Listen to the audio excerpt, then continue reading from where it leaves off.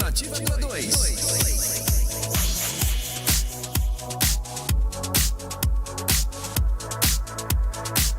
Oi, gente! E aí, como é que vocês estão? Vocês estão bom? Tudo chique no último volume? Eita, a abertura hoje demorou um pouquinho para começar, né? Eita!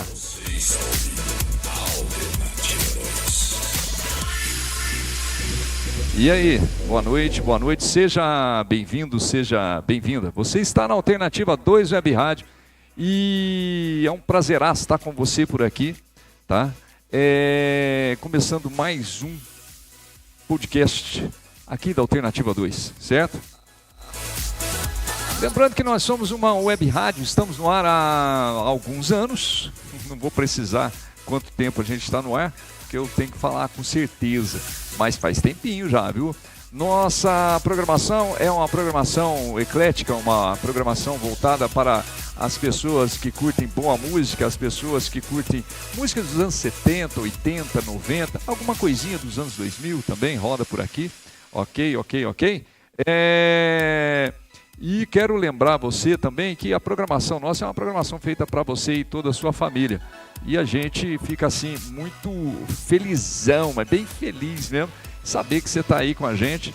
E tem uma galera que fala com a gente. Ô gente, em vez de você falar aqui no Zap, eu queria pedir assim, carinhosamente, se puder, né? Fazer alguma pergunta, quando você for fazer pergunta, ou dar alguma sugestão, né? As sugestões são bem-vindas, claro, né? Faça lá no canal mesmo, não tem problema não, tá? Mas se fizer aqui, a gente vai ler, vai acatar ou não, né? Dependendo do que for, tá bom? Muito obrigado, né? E hoje nós vamos continuar um bate-papo nosso, que é um bate-papo assim, bem diferente do convencional. Aqui o programa chama De Tudo Um Pouco, né? O programa chama De Tudo Um Pouco, e a gente já falou com profissionais de várias modalidades, já falaram isso para mim. Assim, lá vai profissionais de todas as modalidades? Sim, todas as modalidades. Por isso que o programa chama De Tudo Um Pouco. Ok? Então, e a gente, nessa retomada do nosso podcast, eu convidei o Júnior para a gente começar, né, recomeçar essa nova fase. E o assunto foi muito interessante, né? Nós falamos, vamos falar de Jesus. E eu lembro que eu levantei a lebre, né? Eu virei e falei, pô, Júnior, mas vem cá. Jesus teve aquele período, né? Tudo bonitinho, dia 25 de dezembro, e tal e coisa e tal. Depois dá um salto de alguns anos, não sei precisar, depois você me ajuda aí, Júnior. Acho que de 20 e tantos anos, né? E ele já aparece lá com uns 30 anos, 33, e faz aqueles milagres todos e tal. E aí eu levantei essa questão de falar, mas vem cá, por que não fala nada? Aí o Júnior falou assim, não, então você vai conhecer Jesus de um jeito que você nunca viu, que você nunca ouviu falar. Eu falei, você tá de brincanation conforme. Que é isso? Não tem nada lá na Bíblia falando disso aí, não, tal. Inclusive eu achei um negócio na Bíblia que eu fiquei assim, falei, pô, depois eu vou perguntar pro Júnior, inclusive eu vou perguntar ao vivo aqui. Depois me lembra a pergunta. E aí o programa virou, esse podcast virou uma série. Porque de tão interessante que o Júnior preparou um material muito bacana, muito organizado, o menino é muito organizado. Muito obrigado mais uma vez por você estar aqui com a gente, colaborando. E vamos lá, então. Vamos lá. Boa noite, meu querido vozão. Aí, o manetão. Eita. Boa noite, pessoal que nos acompanha. É um prazeraço, como você diz, um prazeraço. Um prazeraço. Estar aqui mais uma sexta-feira. Sexta-feira, né? Um dia icônico para contar a história de Jesus, né? Por tudo que envolve a famosa Sexta-feira da Paixão, né? que nós vamos falar no último episódio da nossa série Jesus Como Você Nunca Viu. Hoje, como nós definimos, né, ao vivo, na semana passada, que seria uma série sobre Jesus, né? Então a gente dividiu algumas coisas. Para quem não lembra, a sexta-feira passada, depois você corre lá e assiste aqui no canal da Alternativa, que está muito legal. E tá no seu canal também, né? Sim, você mas aí eu começo fazendo jabá por aqui mesmo. Pela casa que nos recebe, né? E aí a gente encerrou o episódio falando do nascimento dele, né? Que os 3 reis magos não eram 3, nem eram reis, eram apenas magos. Explicamos a questão da manjedoura, né? Que Jesus nasceu, que era o refeitório toda bonitinha, igual a turma faz, né? E aí a gente encerrou com Jesus nascendo, né? Contamos todo aquele pano de fundo sobre a idade de Maria, a gravidez polêmica dela, José e tudo que José representou ali, se ele fugiu mesmo, o que era. Então hoje nós vamos começar a partir do Jesus já tendo nascido com 2 anos de idade. E nós vamos entrar no assunto que você tanto quer, então, né? Cara... São esses 2 gaps, né? Você tem um gap de Jesus com 2 anos até Traduz 12. pra turma, o que é esse tal do gap? Quem que é esse cara? O gap é um salto no tempo, salto, né? Então, não, porque é o seguinte... Eu quis falar povão, porque o correto seria um hiato de tempo. Né? Nem o gap é povão, viu? Então já fala aí Tivemos um salto temporal. Um salto temporal. Eu fazer propaganda da marca do rock. Aí, legal, bacana, né? Propaganda da marca do rock. E esse café tá bom, cara? Diferenciado. Tá diferenciado, né? Daqui a pouco... daqui a pouco eu não vou falar agora desse café. Cara, esse café é torrado e muito na hora. É um negócio assim top. Eu vou fazer o jabá tá muito diferente. Eu vou fazer esse jabazão aqui, porque é o seguinte, merece. É lá do Empório Pouso Alegre. Lá tem queijo, tem doce, escambau, tem um monte de coisa boa lá, velho. O escambau é interessante. Nossa, tem um escambau. Nossa, tem muita coisa interessante lá, cara. E aí eu comprei esse café lá. Ô, gente, é um jabá por minha conta, viu? Alô, pessoal da diretoria aí, ó. É jabá por minha conta, porque o café é bom demais mesmo. O cheiro é diferente, o gosto é diferente. É o café. E aí você põe um açúcar lascado aí. Põe um açúcar mais caro, um açúcar lascado. E ficou bacana, cara. Ficou muito bacana. Quero mandar um abraço aí pro pessoal do Empório Pouso Alegre. Tem que pôr óculos. Tá aqui por acaso, né? Senão não vou conseguir. É o Cristiano. Recomendo, viu, Júnior? Vai lá. Tá, depois de passar o número, tá? Aqui, ó. Aí, ó. Esse aqui dá pra ver? Tá. É mais ou menos. Mais ou menos. Eu também não consigo. O velho fica tremendo. Mas é muito bacana, cara. Hoje em dia o café não tá lá muito confiável, né? E o café de lá é confiável. Você vê os grãos lá, você escolhe e vai na máquina lá. É muito interessante mesmo. Mas E o café tá bom? Tá bom o café. O café tá bom, a gente é cafezeiro, né? Só tem esse vício, tem que administrar ele bem, né? Você já tinha tomado desse café aí, João? Desse aqui não. Desse aí não? Desse aqui não. Passou no... O homem é... Cafezeiro não é... Vamos arrumar uma palavra, vou inventar, não sei se existe. Cafezólatra? Cafezólatra. Não tem chocólatra? Então cafezólatra. Então, cafezólatra, ela tem um chocolate também. Bom, e aí é o seguinte, vamos voltar aqui no nosso assunto aqui. E eu lembro que eu vi essa questão na internet. Eu já tinha essa dúvida também. Falei, mas peraí, por que tem esse tempo, fica em branco? Sim. Fica em branco, pô. Depois vai lá para os milagres e tal, né?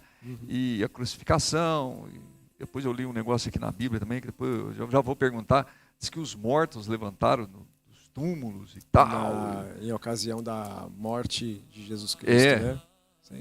Mas aí eu vou te decepcionar, porque a gente vai falar sobre isso no episódio da morte dele, que é o último. Lá, tá bom, obrigado. Não decepcionou, não. É que eu sou meio, como se diz... que eu não gosto de deixar a pessoa sem resposta, mas esse caso aí, como a gente fez uma programação... Vamos seguir a programação. Vamos seguir a programação. Inclusive o último episódio, que é da morte e ressurreição de Jesus, acredito que vai impactar muita gente, por causa do que a gente vai falar aqui. Tá. Então vamos lá, vamos lá. Vocês estão preparados aí em casa? Estão preparados? Porque eu não estou. Só eu que não posso dizer que eu não estou, né? Pô, como Não, é que você veio sem se preparar? você está mais que preparado. Tá? Como é que você veio sem se preparar, né? Então, beleza.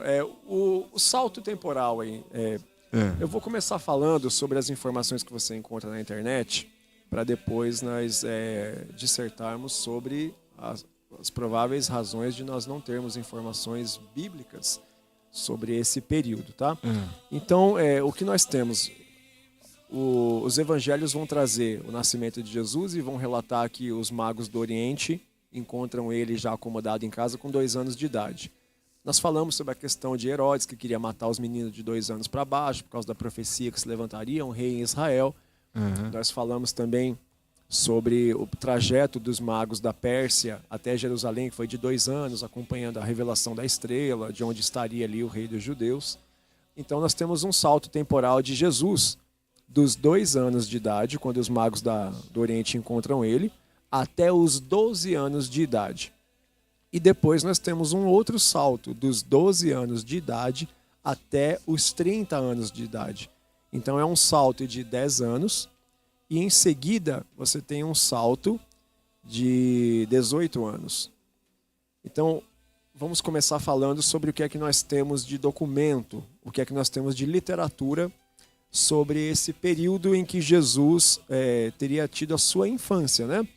O que nós vamos ter, para mencionar o conteúdo que você vai encontrar, por exemplo, tem o Evangelho de Tomé, tem o Evangelho de Maria, que aí seria a mãe de Jesus, supostamente escrito quando eles estiveram esses 2 anos no Egito, né? Que Jesus de 0 a 2 anos de idade. O Evangelho de Judas e o Evangelho de Filipe. Você vai ter ali também um Evangelho ou um testamento de Maria Madalena, que são documentos supostamente com todas as aspas possíveis, porque eles trariam informações sobre Jesus enquanto infanto juvenil e não da sua fase adulta.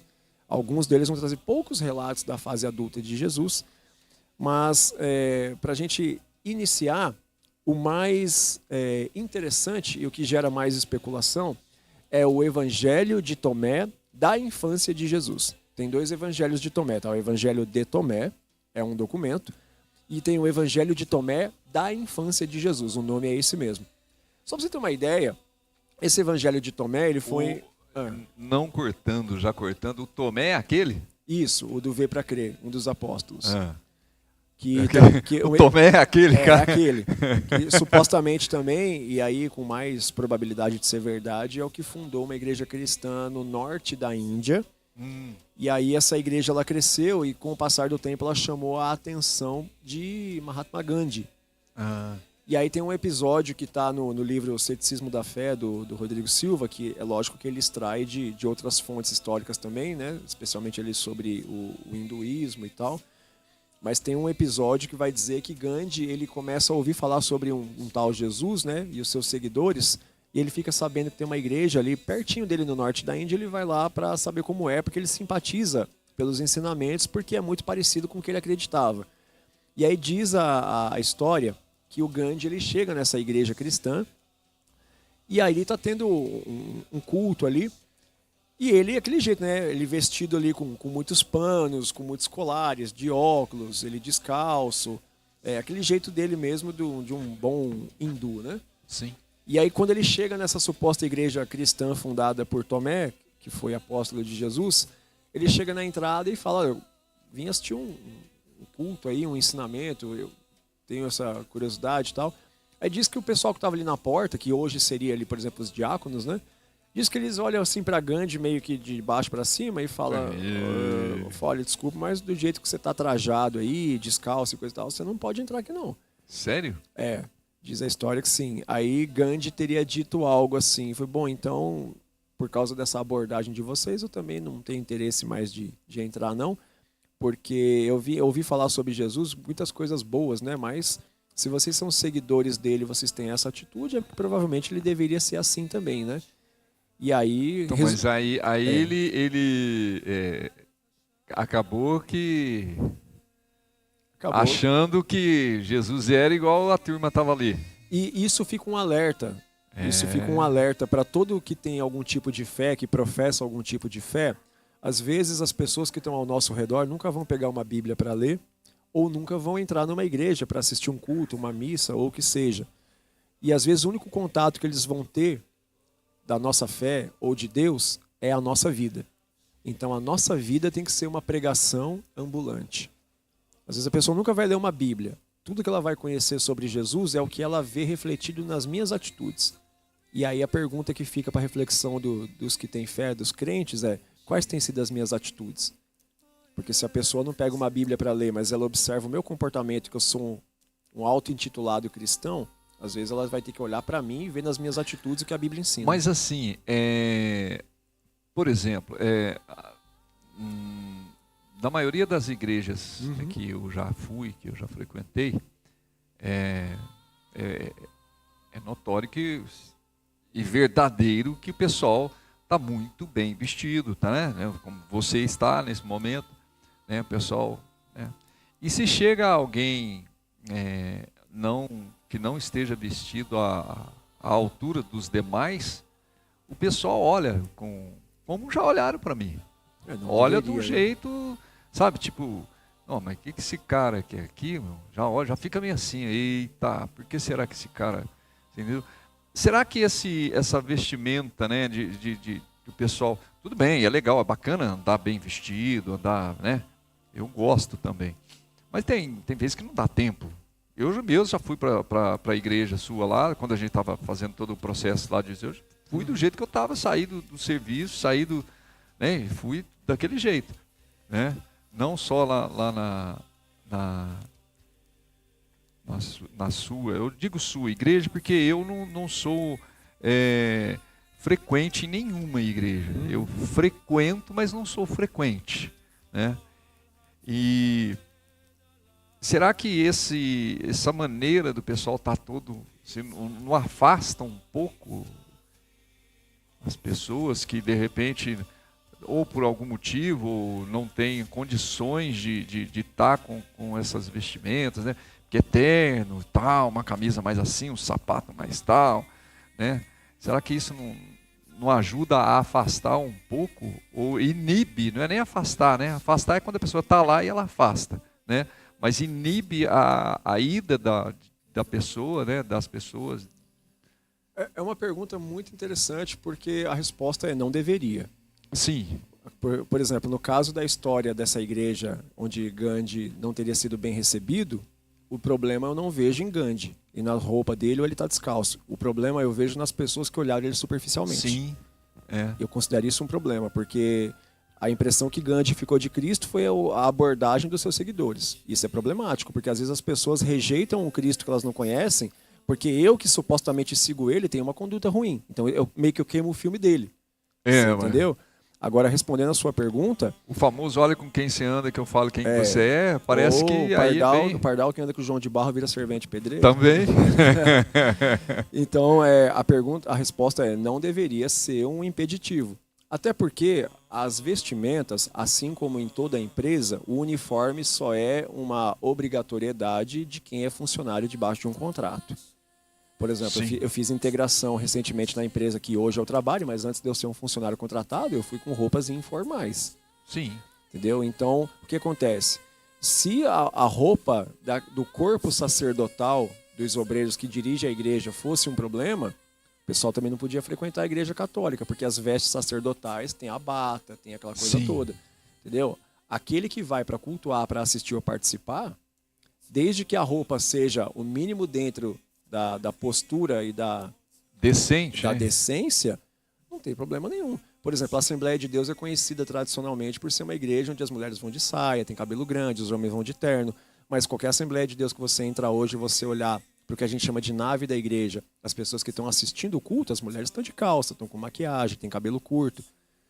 Existem exigências que são para identificar a membresia e o corpo sacerdotal que administra o bom andamento do culto. É uma identificação tal qual o uniforme. Mas isso é o pessoal que está, vamos dizer assim, que está lá em cima.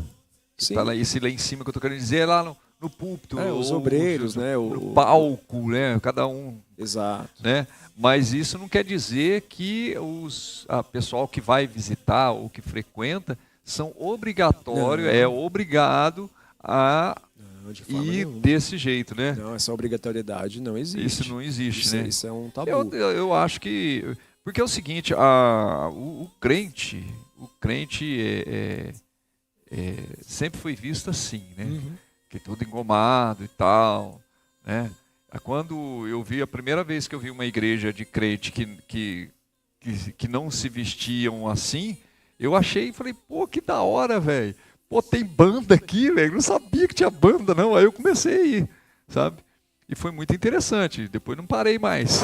E essa questão do terno, inclusive, ela é uma questão social dentro de um contexto dos anos 90 para trás. Porque a igreja evangélica, especialmente antes dela virar modinha entre os artistas, como é hoje, né? Qualquer jogador de futebol faz gol e tem camisa 100% Jesus, essa coisa toda, o Neymar diz que é crente e por aí vai. Quando a igreja da década de 90 para trás, era uma igreja, as igrejas evangélicas eram frequentadas essencialmente pelas classes mais pobres. E qual é o contexto do terno desde a fundação da igreja tradicional no Brasil, né? Que no caso da Assembleia de Deus, por exemplo, Daniel Berg e Gunnar Wring, missionários suecos, vieram para o Brasil ali e começaram a implantar essa igreja. A identificação vamos pegar, por exemplo, domingo. Domingo, primeiro dia da semana, é o dia que nós vamos cultuar a Deus e oferecer nosso melhor culto. Então, as pessoas mais humildes adquiriram o hábito de usar suas melhores roupas para poder cultuar como sinal de respeito e valorização daquele momento de reunião no culto a Deus. Então, é uma questão de sentido de oferecer o melhor, mas era uma característica das pessoas mais simples. Entendeu? Então, assim, não é que é um padrão, uma obrigatoriedade, ou as pessoas... Claro que assim, aí dentro do coração de cada um vai ter aqueles que se vestem para se exibir, isso é lógico. Ah, mas isso é inerente à condição humana. Não tem como. Isso aí, né? E nessa história eu puxei um outro assunto, né? De um negócio que tava... Tá, ele tava lá... Gente, calma. De Tomé, ele tava lá do Evangelho de Tomé. Ele tava lá, né? Que Gandhi chegou lá na igreja e o pessoal tratou mal. Aí eu peguei esse gancho e foi. Mas vamos voltar lá, então. Vamos lá. Então, aí já faz quase meia hora de novo, nem começamos. Não começamos nem o primeiro tópico. Então, vamos lá. Aí esse Tomé, aquele mesmo Tomé do Ver para Crer, ele tem então 2 evangelhos chamados de apócrifos. Os evangelhos apócrifos são aqueles que são escritos, não considerados canônicos ou oficiais pela igreja, porque não preenchem uma série de requisitos literários que fazem com que eles sejam, no mínimo, confiáveis. Tá? Por exemplo, o Tomé tem o Evangelho de Tomé, que aí é mais ou menos a perspectiva apostólica dele, da obra de Jesus e do tempo dele, mas tem esse Evangelho de Tomé da infância de Jesus, e o nome é esse, Evangelho de Tomé da infância de Jesus. Ele vai relatar umas coisas muito interessantes. Primeiro eu vou dizer quais são os relatos interessantes e depois eu vou dizer por que ele é problemático. Ele vai ter coisas, por exemplo, como Jesus fazendo pardaizinhos de barro, e aí ele bate palma, o pardalzinho cria vida e sai voando, quando era criancinha. Mas aí é o seguinte, eu já vi também pessoal falando sobre isso aí, e falar, mas aí o cara é mágico. Então o cara era mágico, fez lá e bateu palma e surgiu o pardalzinho e tal. Quer dizer, já começou fazendo milagres desde... Então, isso é problemático. E aí eu vou dizer depois o porquê que é tão problemático esses textos. Aí tem um outro relato muito interessante também desse evangelho. Lembrando que evangelho quer dizer boas novas, né? Que a gente viu semana passada. Sim, foi. Aí tem um outro relato que vai dizer que uns meninos ali foram fazer bullying com Jesus, né? Eles estavam querendo arrumar um jeito de dar uns murros nele. Né? E aí eles esconderam os coleguinhas dentro de um armazém. E aí chamaram Jesus e falaram assim, se você é Deus mesmo, adivinha o que tem ali dentro. Mas se você errar, todo mundo aqui vai te moer de pancada. Porra. Aí o relato vai dizer que Jesus, já tendo essa essência divina, ele fala, ali dentro tá cheio de porcos. Aí os meninos falam, errou, vai apanhar. Aí diz que na hora que eles abrem as portas, ele transformou todas as crianças em porco. Ô louco, mas isso da onde saiu isso? É pra você ver o naipe dos textos que estão disponíveis aí dessa suposta infância dele. Vai ter um outro... Quer dizer, é uma coisa meio que, vamos dizer, surreal. É um negócio que não... Ué, enfim, aí vai ter outro relato que vai Não, dizer mas que aonde é que tem esses relatos? esses Existem? relatos estão no Evangelho de Tomé da infância de Jesus. É um desses muitos Por documentos. isso que não é Essa é uma das acessível. razões. Essa é uma das razões. Tem mais razões que mostram que isso daí é viajado. A começar pela data da escrita. Né? Tomé, você tem que tomar esse café nosso, o café nosso é bom. Um grande problema também é quando eles são escritos. Né? Eles são escritos já no período medieval. Né? Então, uma coisa é o que a gente estava falando, passar 30, 40, 60 anos desde que aconteceu você escrever. Outra coisa, estamos falando de 400, 500, 600 anos. Aí... E tem uma razão para esses documentos terem sido escritos, né? Mas, por exemplo, para a gente fechar essa questão do Evangelho de Tomé, tem um outro relato que vai dizer que Jesus estava separando a água em pequenas poças. Estava chovendo, ele separava e dividia a água em pequenas poças. Aí o menino veio e começou a pisar nessas poças d'água, aí Jesus foi lá e lançou uma praga nele, o menino caiu duro e morreu. Mas aí... Aí o pai do menino foi reclamar com José, pai de Jesus. Aí ele veio e deu uma correção em Jesus ali, uma advertência verbal, aí Jesus foi lá e beleza, ressuscitou o moleque lá e nos fala mais nisso. Então É umas coisas meio... Então, né? é o que se tem por aí. Minha ajuda aí, né? Esse evangelho mesmo, ele foi encontrado em 1947, lá no Egito, né? E muitos desses relatos foram encontrados em Alexandria, onde tinha a famosa Biblioteca de Alexandria, e onde, inclusive, uma das maiores colônias de judeus era na Alexandria, onde Jesus desce, inclusive, com os pais, né? De 0 a 2 anos ele fica ali em Alexandria, norte do Egito. E aí, esse Evangelho de Tomé foi encontrado em 1947, alguns fragmentos de pergaminhos. Aí a questão é, por que esses documentos sobre a infância de Jesus não são considerados confiáveis, são chamados apócrifos? Primeiro porque a primeira... Absurdos, né? Esse requisito até ele não chega a ser o primeiro requisito para ser recusado. O primeiro requisito é a datação muito tardia dos escritos. E na semana passada a gente comentou que a Bíblia são mais de 40 autores. Desde Gênesis até Apocalipse, vai dar aí quase 4.000 anos. Perdão, quase 2.000 anos. 4.000 anos é considerando para cá, né? Você pega 2.000 anos de distância, 40 autores que nunca se encontraram e sentaram para planejar a redação do livro. E a linguagem ela é semelhante, traz 80% de semelhança nos pontos de vista diferentes, homens que moraram em lugares e épocas diferentes. Então você percebe que ali tem muita consonância entre os textos, em questão de linguagem, em questão de uso das palavras, perspectiva, fidelidade às profecias. E aí é isso que, por exemplo, Santo Agostinho de Hipona, o pessoal também diz de maneira errada que a Bíblia foi definida no Concílio de Nicéia por Constantino. Então, isso aí eu escuto muito falar isso aí, de que aí tipo, né, esse aqui favorece para nós, vamos tirar. Não favorece, então tira. Aí esse aqui favorece. Então, e afinal de contas, foi lá ou não foi? O primeiro grande detalhe é que, primeiro, que não existe esse nós. Isso nos favorece. Nós quem? Não existia. Mas existia Não. Não teve um conselho, um concílio? Você levantou essa lebre e vamos tratar. Vamos lá vai eu importante. saindo fora do negócio de novo. O que acontece? Até 312 depois de Cristo, Roma ela governava com imperadores. Até um certo ponto ali no começo dos anos 300 era sempre passado por nepotismo, né? Que é um familiar do outro que vai herdando. Chega um certo tempo ali no final do primeiro século que Roma começa a perder poder militar. E aí ele começa a ter poder político e religioso. Porque o que eles chamavam de a seita do cristianismo, lembrando que o cristianismo nada mais é que um judaísmo à moda de Jesus. Porque Jesus era judeu e praticante do judaísmo. Só que Jesus vem e fala, o que a lei está dizendo que é assim, assim, assim, eu vou te explicar qual que é o sentido real da lei.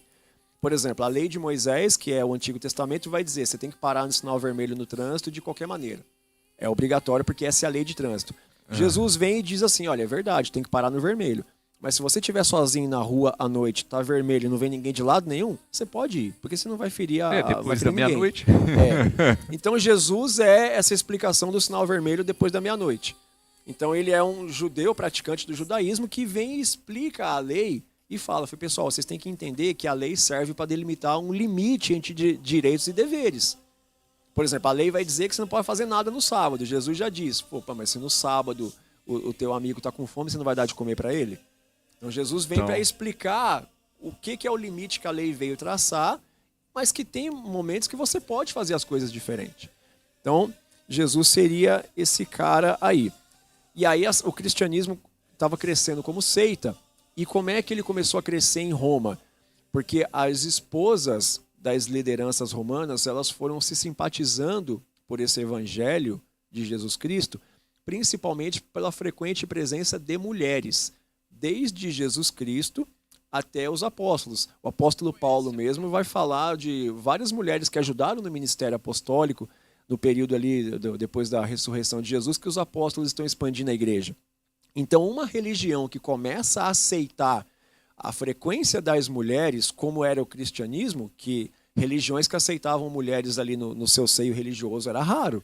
O pessoal tem muitas denúncias da Bíblia ali, de a Bíblia é machista, não sei o quê, só que o cristianismo é que mostra que as mulheres têm valor e têm lugar.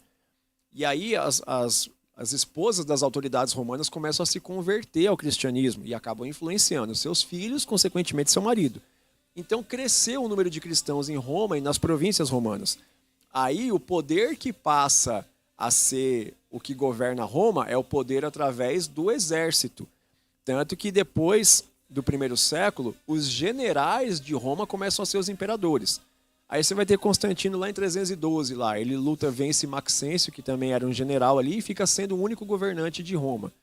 O imperador romano passa a ser Constantino. Constantino percebe que tem um grande potencial ali em você ser parceiro dos cristãos. Aí ele pega a religião mitraísta dos romanos, funde com o cristianismo e funda a Igreja Católica como a gente conhece. E aí o que ele faz? Tem uma grande discussão ali, porque boa parte dos judeus não aceitam que Jesus é o Messias que veio.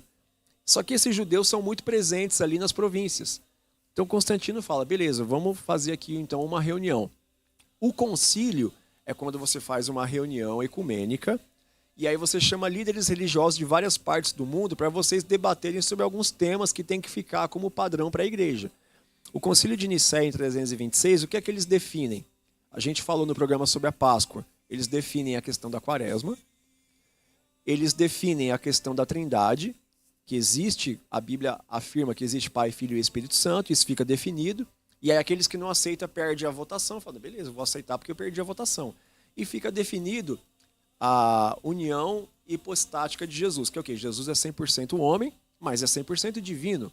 Isso fica determinado em concílio. Isso é o concílio de Nicéia. Tá, mas aí e aquela parte que todo mundo fala que não, a questão da Bíblia. É o que eu ia... Isso é um concílio, uma reunião ecumênica multicultural. Aí, um pouquinho depois... Pouquinhos anos depois, você vai ter o sínodo. O sínodo é um concílio, só que você não chama gente de vários países, ela é mais local. É só entre nós. É, mas é por questão geográfica mesmo, porque era emergencial, então não dava para você reunir, esperar o pessoal vir de outros países, porque senão demorava dias e dias, né? Sim, Aí o sínodo de Hipona, Santo Agostinho de Hipona, ele vai fazer uma reunião, porque agora precisávamos definir quais livros eram os livros que faziam jus ao Novo Testamento e à história do nosso Senhor Jesus. Porque você tinha os escritos dos apóstolos, que é o que já rodava entre o povo ali, chamado Didaquê, que eram as lições dos apóstolos. Mas não era todo mundo que tinha acesso, né? Até porque financeiramente era inviável. Você então, pergaminho, bico de pena, tinta, era muito difícil então, você ter era acesso só como se diz, é só a diretoria que tinha acesso. Não necessariamente. Porque depois que a Igreja Católica ela se formata, especialmente depois dos anos 500, que você vai ter de fato um Papa atuante, né? E aí o Papa herda o título de Pontífice Máximo, que era do Imperador Romano, aí fica definido a diretoria. Mas a Igreja primitiva cristã, ela começa com as pessoas mais simples. Lembrando que o cristianismo era perseguido por Roma. Então esse acesso está com poucos líderes da Igreja. Eu cheguei a ver alguns... Tem alguns filmes, alguns documentários e tal, Sim. que os padres da época, os padres, eles casavam, eles iam para a batalha. A Igreja Anglicana Católica, ela permite casamento sacerdotal. E punhava a espada, e, enfim, eles saíam mesmo pro front, né? Sim. E eles eram já tinha já os seus, vamos dizer assim, os dirigentes, né? Sim. Então esse pessoal, eles que definiam, não sei se isso é vero, mas pelo pouco que eu vi, eles que definiam o que iam na Bíblia e o que não iam. Ou seja, o que eu quero que você saiba e o que eu quero que você... Ah, sim, perfeito. Entendeu? Mas aí tem uma diferença que eu vou pontuar. Então, por exemplo, o começo, quem tinha acesso aos pergaminhos eram as classes mais simples, especialmente os apóstolos e os donos das casas que recebiam os apóstolos para eles ensinarem, porque o cristianismo, na época da Pax Romana, né, que Roma governava, era religio non licita, religião não lícita. Então, se alguém soubesse que você era cristão, te matava, entrava na sua casa, queimava tudo, inclusive os pergaminhos com as cartas dos apóstolos. Ó, O cristianismo ele foi perseguido por Roma por muito tempo, né? E aí, depois que Santo Agostinho ele faz esse sínodo, o sínodo, lembrando, ele é mais regional, ele chama alguns líderes, ele fala, olha, nós temos aqui os documentos dos apóstolos que andaram com nosso Senhor Jesus, mas estão surgindo vários documentos recentes agora, e todo mundo está dizendo que andou com ele, que viu alguma coisa, que observou. Precisamos definir o que é aquilo que realmente vem dos apóstolos que andaram com nosso Senhor Jesus e o que é documento de procedência duvidosa. Aí o Sínodo de Hipona, com Santo Agostinho de Hipona, define o cânon bíblico do Novo Testamento. O Antigo Testamento sempre foi a Torá, os proféticos e os poéticos. Isso daí nunca mudou. Agora, o Novo Testamento é definido como os documentos dos apóstolos que andaram com Jesus Cristo, né? Você vai ter ali Judas, que não é o Iscariotes, tinha um outro Judas que era irmão de carne de Jesus, Tiago, irmão de Jesus, especialmente as cartas de Paulo, né? Que mais da metade do Novo Testamento são documentos que o apóstolo Paulo escreveu antes de Nero martirizar ele ali entre os anos 60 depois de Cristo. Então, Santo Agostinho de Hipona, no Sínodo de Hipona, é que define o cânon bíblico. E aí é para, inclusive, conter esse grande avanço de vários documentos que estavam aparecendo ali, dizendo, não, eu andei com Jesus num período dele ali, que só eu estava com ele. Então precisava conter esses muitos documentos que estavam confundindo a igreja. E aí ou seja, tinha muita informação cruzada. Inclusive, Paulo ele vai escrever na carta aos Tessalonicenses que chegou um período ali perto do ano 70, né, perto do ano 60, que a igreja de Tessalônica ficou apavorada. Falei, cara, Jesus disse que ia voltar a buscar a igreja, depois ia vir o fim do mundo. Galera aqui do lado tá falando que Jesus já voltou. Como é que fica a gente que estava esperando ele? Aí Paulo em Tessalonicenses vai dizer, meus irmãos, eu estou escrevendo isso para vocês não entrarem em desespero. E aí Paulo vai dizer, inclusive por causa das cartas que vocês receberam, supostamente enviadas por nós. Paulo está dizendo, eu sei que vocês andaram recebendo um monte de cartas como se tivesse sido eu que mandei, mas eu quero alertar vocês, fiquem tranquilos, o Senhor Jesus não voltou ainda. E aí ele explica as etapas do arrebatamento, do fim do mundo, da volta de Cristo. Então aquele período da igreja foi caótico, porque estava tendo muito documento, né, muita fake news, estava rolando ali. Desde aquela época já a fake já... Sim. É carta news. O próprio governo que perseguia o cristianismo que estava em ascendência começava a enviar documentos para espalhar o pessoal. Entendeu? Para tentar desmantelar essa crescente do cristianismo. Então foi um período muito complicado da igreja. Então foi necessário Santo Agostinho fazer o Sínodo de Hipona. Eu já vi esse filme em algum lugar, mas tudo pois bem. né? Mudou só o meio de comunicação. Aí você falou sobre a diretoria que define o que quer que a gente saiba. Sim. Esse é um outro ponto, porque depois que a igreja já está formatada e ela já tem ali os seus cargos eclesiásticos, ela já tem o poder ali sobre as pessoas e tal, você pegar como, por exemplo, as cruzadas ali foi praticamente um genocídio, porque você vai ter como que funcionavam as coisas na época. E aqui não é um ataque gratuito que eu faço à Igreja Católica, é um ataque que eu faço a pessoas que administraram essa igreja em determinados períodos de tempo. Inclusive, nós vamos ter papas que foram muito bons para o seu tempo. Ambrósio de Milão, ele foi um papa que denunciou a igreja quando ela começou a se vender em troca de benefícios. Quem depois se interessar, tem uma coleção que chama Patrística. Ela vai trazer Tertuliano de Cartago, que é quem vai dizer que João ele foi lançado num caldeirão de azeite fervente antes de ir para a ilha de Patmos, lá no Apocalipse. Ambrósio de Milão ele vai chamar a igreja de Casta Meretrix. Casta Meretrix em latim é prostituta sagrada. Ele vai dizer que ela estava começando a se vender para favorecer algumas pessoas. Ou então, ó, posso pagar meu pecado em dinheiro? Pode. Então, tem um filme que eu já vi, no Aham. caso o Constantino, que foi um dos que também tipo, comprou a briga, né? E Sim. o negócio é... Então, assim, teve muitos papas muito bons. Tá? Se a gente for pegar recentemente, por exemplo, João Paulo II mesmo foi um homem que ele entrou num contexto extremamente complicado ali de União Soviética e Estados Unidos. Ele entrou ali para tentar ajudar, né? Lembrando que ele era polonês, né? Então ele conhecia o por trás da União Soviética e fez muitas coisas boas, né? Humberto Gessinger diz que o Papa é pop, e Humberto Gessinger, até onde eu sei, não erra. Entendeu? É. Então foi um período complicado, porque a igreja chegava e falava assim, olha, ô Jaime, eu preciso que você vá lá em São Paulo e você vá no endereço que eu vou te passar para eliminar um grupo ali de seguidores, porque eles estão falando mal da tua rádio, tá falando mal aqui da gente. Aí você Então vira vai pra mim e lá fala, e mas dá você um leu jeito. isso aonde? Eu li aqui na escritura, tá? Confia porque o pai tá falando, entendeu? Aí, o famoso, né, tudo em nome de Deus, né? Aí o que acontece? Esses documentos que era do povão, dos apóstolos, das pessoas mais simples, quando a igreja ganhou o status de sair dos sepulcros e do escondido para ter as suas catedrais, as suas basílicas, aí os documentos dos apóstolos, o Novo Testamento, esses livros, aí sim passaram para o poder do alto clero. Só que aí, homens ruins que administraram mal a igreja, então não é um ataque gratuito à igreja católica, é um ataque a maus administradores em períodos específicos. Que isso tem, e ainda tem. Sim, de qualquer denominação. Então esses caras, eles diziam, olha, eu li aqui nas escrituras e aqui está dizendo que você tem que ir lá em Jerusalém e tacar fogo em tudo porque os judeus rejeitaram o nosso Senhor Jesus Cristo. Aí o pessoal das cruzadas, os templários, ia lá e fazia isso mesmo. Entendeu? Porque falou, não, se ele tem acesso às escrituras e ele disse isso, é porque deve ser. Entendeu? Então esse é o problema que teve. Né? Agora sim, eu tô vendo aqui, nós estamos com alguns livros. Cara, nós já estamos com Primeiro tempo do jogo acabou, 45 minutos. 45 minutos. Vamos mais 45, né? Pra gente.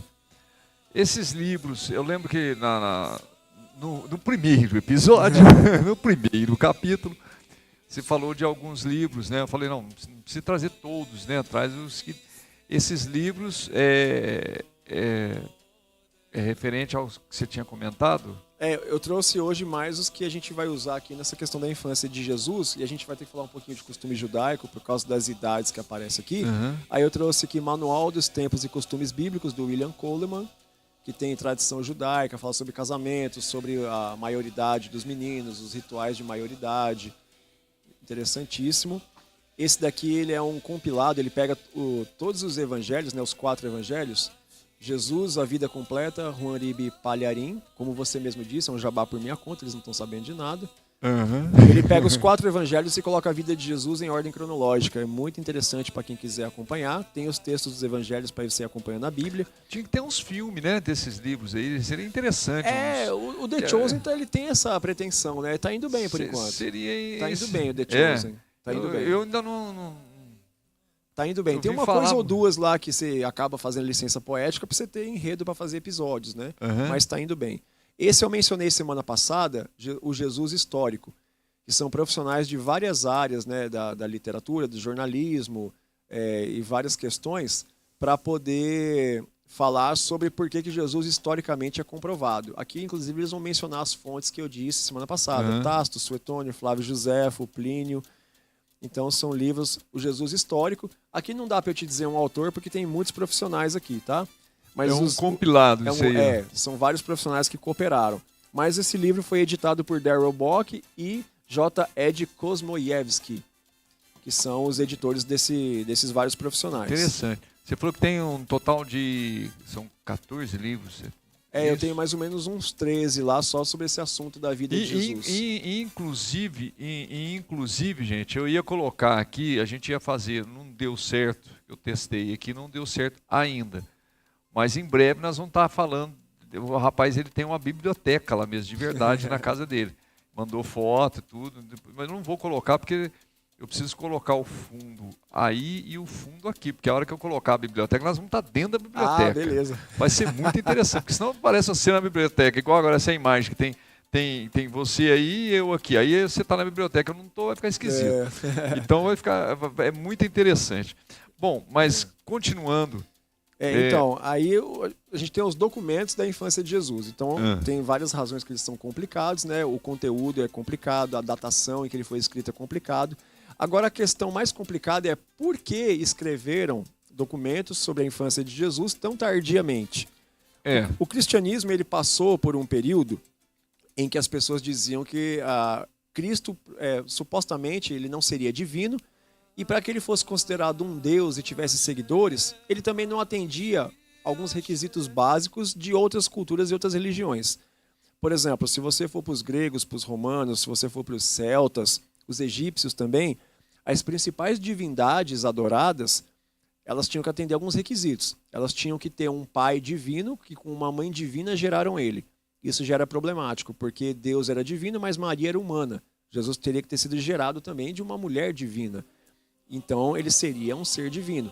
Então, começaram a escrever alguma coisa... Aí começou a falar que não era por causa disso. Isso são pré-requisitos para você crer numa divindade. O famoso mas não é. Outro pré-requisito. Toda divindade que ela ascendeu como poderosa, ela precisava ter realizado grandes feitos na sua infância. Você vai ter isso sobre Hércules, você vai ter isso sobre vários heróis, você vai ter isso sobre Horus, você tem isso sobre Krishna, você vai ter isso sobre Siddhartha Gautama, o Buda. E Jesus, lembra aqueles 12 que a gente falou semana passada, os arquétipos do Zeitgeist? Sim. Jesus é o único desses 12 que não tem nada de extraordinário na infância dele a se relatar. Então as pessoas começaram a redigir documentos para dizer, olha, o nosso Cristo, nosso Deus aqui, ele é tão magnífico quanto os de vocês aí. Então começaram a ser redigidos documentos para tentar fazer Cristo ser tão popular quanto outras divindades que já existiam. E isso era problemático. Tá? Então são algumas razões pelas quais esses documentos foram redigidos. Agora, a pergunta de R$1 milhão. Por que a Bíblia traz, então, da infância e da fase adulta de Jesus, somente 2 idades? Você vai ter no Evangelho de Lucas, eu até vou pegar o versículo aqui para o pessoal acompanhar junto aí, que você vai ter as 2 referências da idade de Jesus. Em Lucas capítulo 2, verso 42, vai dizer, tendo ele já 12 anos, ó, o gap de 10 anos, né? Dos 2 quando os magos encontram ele, agora com 12 anos. Subiram a Jerusalém segundo o costume do dia da festa. Tá? E aí é o episódio que Jesus fica no templo estudando e os pais dele percebem que ele não está na caravana que está voltando para casa, voltam lá e ele está no templo. Por que é que Jesus tem essa menção da idade de 12 anos e por que é que Lucas é o único dos 4 evangelistas que traz essa informação e os outros não? Boa pergunta, que bom que você fez. Lucas, ele é um dos que não andaram com Jesus. Lucas, ele não andou com Jesus. Lucas, ele andou com o apóstolo Paulo. Lucas, ele escreve o Evangelho de Lucas e escreve o livro de Atos dos Apóstolos. Era uma obra só. O objetivo de Lucas era o quê? Paulo já estava sendo condenado para ser morto em Roma, porque ele era um propagador da mensagem de Cristo.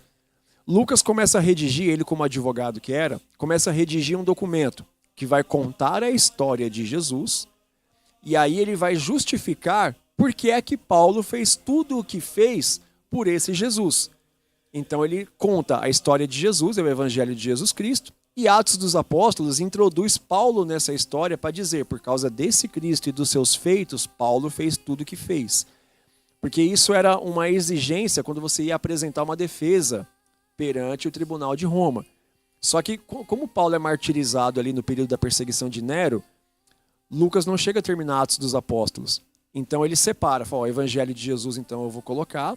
O que eu estava escrevendo, que é a segunda metade, já que não vai dar mais para salvar Paulo, vai ser um registro histórico dos feitos dele em nome do Cristo que ele acreditava. E aí, você tem Lucas como um bom advogado, ele precisava, para apresentar isso como documento oficial perante o Tribunal de Roma, ele tinha que ser o mais minucioso possível. Tanto que, olha que interessante, como é que Lucas começa o Evangelho. Lucas vai dizer assim, Lucas capítulo 1, verso 1.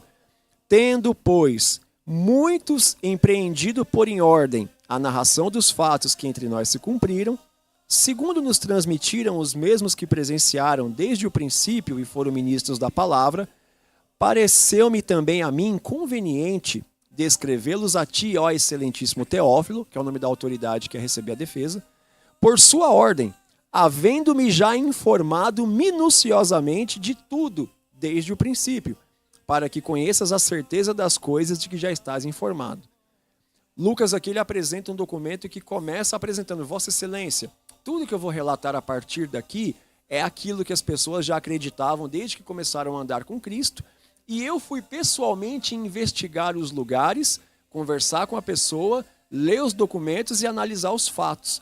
Como é um documento apresentado em tribunal, ele não podia se dar o luxo de registrar algo que pudesse ser provado falso. Porque aí Paulo seria morto de qualquer jeito e Lucas também seria condenado por falso testemunho no documento. Então Lucas ele escreve dizendo, eu fui lá investigar, eu estive nos lugares, li os documentos, falei com as pessoas. Ninguém me contou, não, eu estava lá. Exatamente. E aí ele vai mencionar duas datas. Essa que eu li, que Jesus tinha 12 anos. E por que ele menciona 12 anos? E aí esse livro dos costumes judaicos. Todo menino judeu, ele passa para a maioridade no período de 12 a 14 anos de idade. E essa informação é importante porque a gente vai falar dos apóstolos daqui a pouquinho. De 12 a 14 anos ele passa para a maioridade. Lembra que eu disse que a menina com 12 a 13 anos menstrua a primeira vez, já pode casar? Para o menino é algo semelhante. Claro que o menino não menstrua, né? Mas ele tem a maioridade de 12 a 14 anos de idade. Chama-se bar mitzvah. Bar é filho de, mitzvah é mandamento. Filho do mandamento. São uma série de ritos e processos judaicos que o menino de 12 a 14 anos precisa cumprir para ser considerado de fato maior de idade. E ele faz o que nesse período? Ele recebe as instruções da lei dos judeus, aprende os rituais, a cerimônia da Páscoa, os textos sagrados, aprende a se portar numa sinagoga quando ele for ouvir a leitura da lei ou quando ele for ministrar a leitura da lei. Quando ele passa por esse período, ele é considerado já um adulto. Tá, e esse período é de quanto a quanto tempo? De 12 a 14 anos, são 2 anos. 2 anos. E aí por que Lucas faz questão de dizer isso? É o tempo que Jesus ficou estudando. Exato. Que ele até foi encontrado lá. Exato. Então o que Lucas está dizendo? Porque se eu chego e falo, ó, um judeu lá um dia surgiu dizendo que era filho de Deus e começou a anunciar. Qualquer um pode fazer isso. Mas qual é o objetivo de Lucas? Mostrar que Jesus, antes de qualquer coisa, preencheu os requisitos básicos para ser considerado um cidadão legítimo judeu. Então, primeira coisa, oficialmente ele é um maior de idade. Ele passou pelos ritos judaicos e foi orientado na instrução da lei. Agora, olha que legal para a gente entender daqui a pouquinho a questão dos apóstolos. O menino, para ele ser orientado por um rabino e passar por esse processo de maioridade, o bar mitzvah, precisava-se de duas condições. Primeira condição, ou ele tinha que se destacar muito pela sua educação e demonstrar potencial a ponto de que um rabino se oferecesse a ser o seu tutor, ou a sua família tinha que pagar os seus estudos para garantir uma boa instrução. Seria mais ou menos um colégio particular, professor particular. Ou seria, vamos dizer assim, como se fosse adotado por um... Isso. Falou, ó, não, eu vou te instruir por minha conta. Isso. Tal. Ou a família... Vai lá, ó, quero que o menino tenha uma boa instrução, seja um cidadão, né, com documento tudo certinho, eu preciso financiar o estudo dele.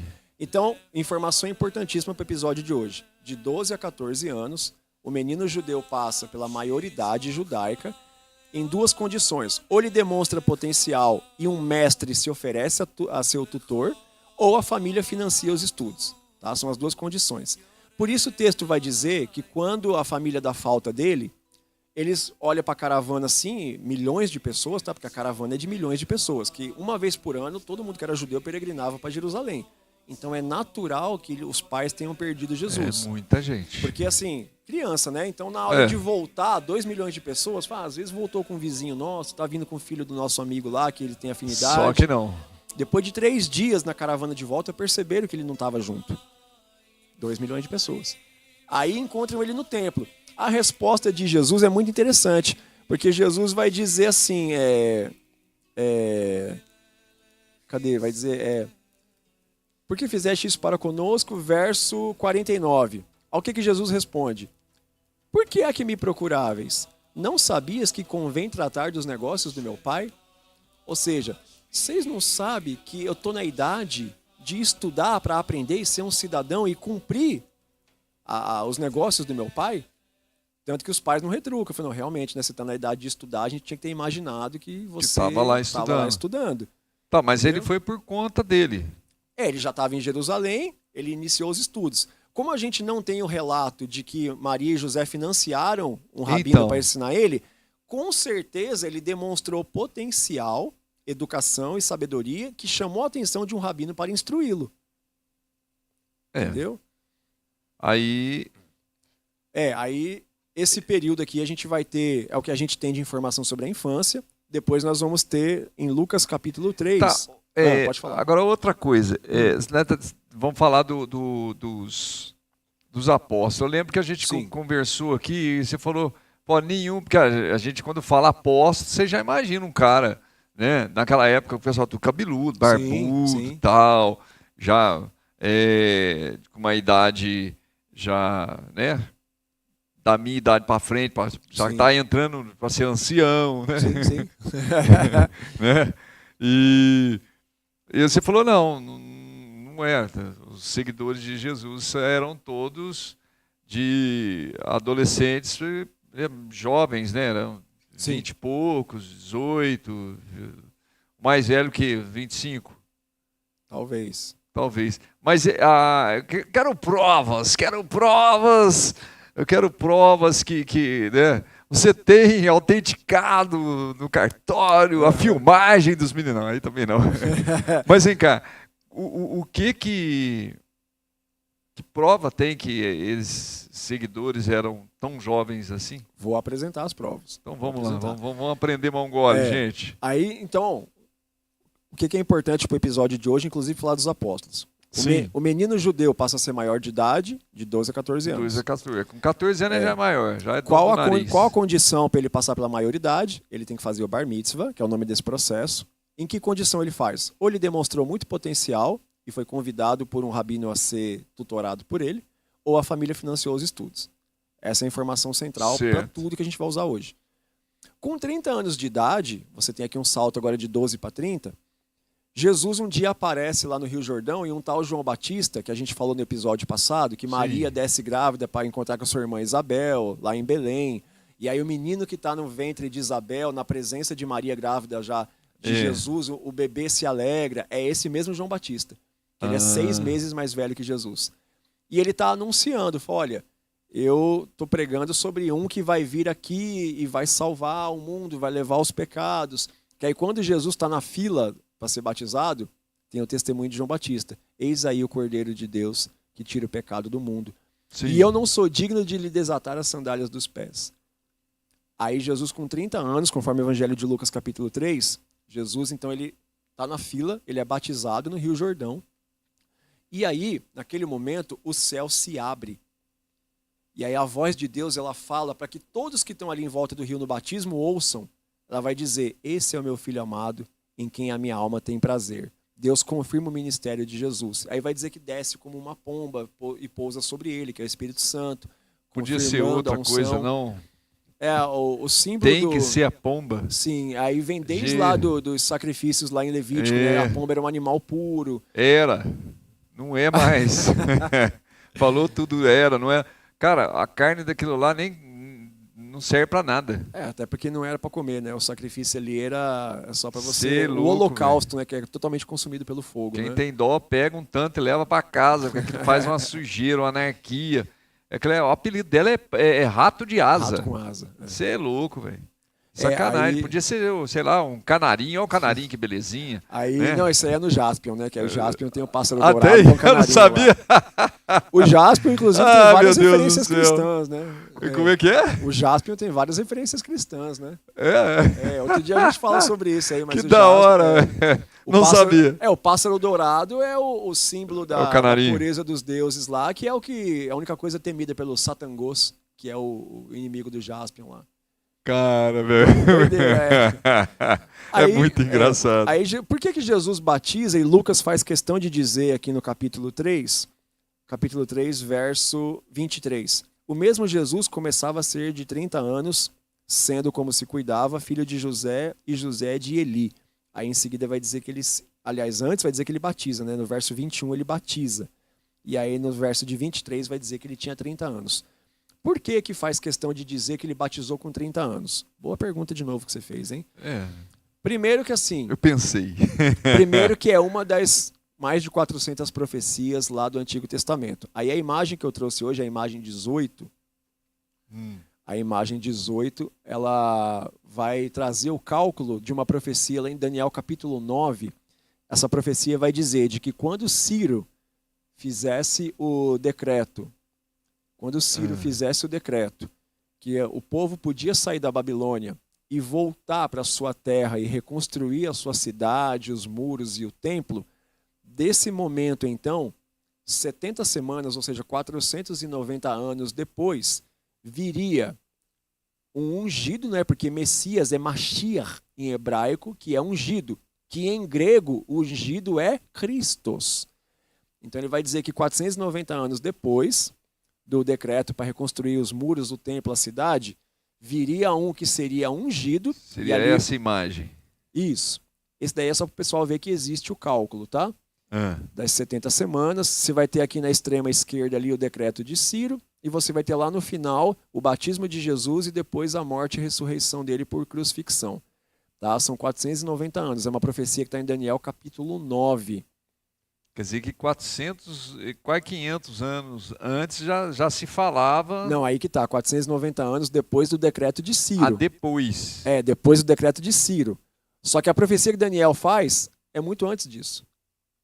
Então esse daí é a partir do momento que o relógio começa a contar. Fala, quando Ciro fizer o decreto que você pode voltar a reconstruir o templo, os muros e a cidade, conta 490 anos que Deus vai mandar um ungido, e essa unção é o batismo. Jesus ele se batiza, então ele está sendo ungido, por isso que Deus fala, esse aí é meu filho em quem a minha alma tem prazer. Deus está confirmando a profecia de Daniel. Então Jesus oficialmente está ungido. E por que Jesus tinha 30 anos de idade? Mais uma boa pergunta que você faz, hein, Jaime? Por que Jesus tinha 30 anos? Eu estou olhando ali aquele... Isso daí é para o pessoal ver que existe o cálculo, tá? Quem quiser pesquisar depois no Google, ver a imagem maior no computador aí em casa, você procura lá no Google da seguinte forma, do decreto de Ciro até Jesus. Aí vai aparecer essa e várias outras. Do decreto de Ciro até Jesus. Aí aparecem várias imagens com esse cálculo aí. Tá bom? Jesus ele tinha 30 anos especificamente porque no costume judaico, na lei judaica, você só é considerado apto para ser um rabino e recrutar discípulos e ensinar nas sinagogas quando você completa 30 anos de idade. Então Jesus já era de maioridade, porque fez o bar mitzvah de 12 a 14, ele já é apto para ser um cidadão judeu maior de idade. Para que ele possa recrutar discípulos e entrar nas sinagogas e ensinar as escrituras, ele precisava ser um rabino já com 30 anos de idade e separado para o ministério. Por isso que Lucas vai dizer, olha, Jesus ele se batizou com 30 anos, conforme cumpre a lei judaica, então ele ensinava nas sinagogas porque ele era apto a ensinar segundo a lei judaica. Lembra do objetivo de Lucas escrever os documentos? Eu quero provar que Jesus preencheu todos os requisitos, por isso que Paulo seguiu ele. Então Jesus se batiza com 30 anos para ficar oficializado que, olha, ele preencheu todos os requisitos de um cidadão judeu e de um mestre judeu.